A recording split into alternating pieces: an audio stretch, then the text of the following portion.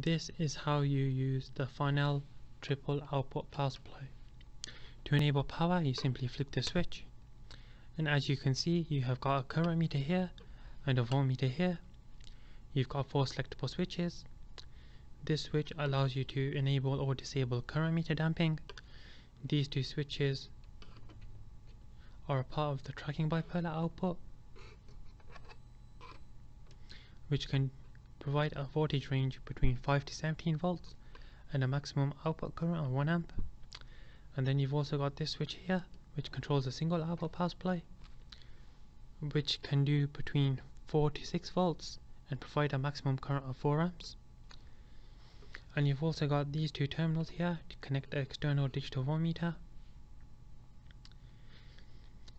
So if you want to use the single output power supply, what you do is you press this switch, you adjust this to the voltage you require.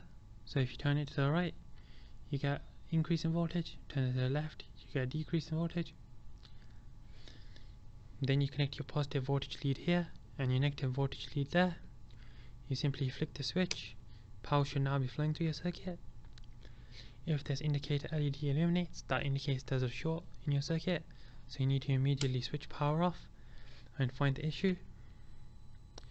If you want to use the tracking bipolar output, what you need to do is select this switch and then you adjust the voltage to what you require,